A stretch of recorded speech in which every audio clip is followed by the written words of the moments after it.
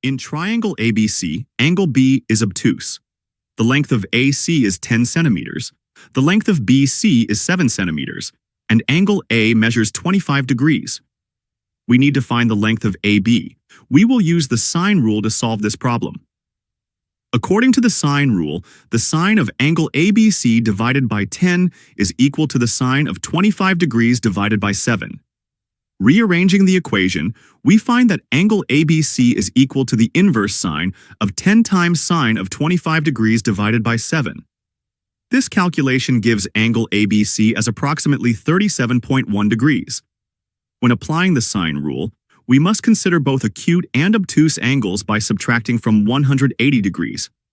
Since angle B is obtuse, the value of angle ABC is 142.9 degrees. Next, we find angle ACB by subtracting the sum of angles A and B from 180 degrees. This gives angle ACB as 12.1 degrees.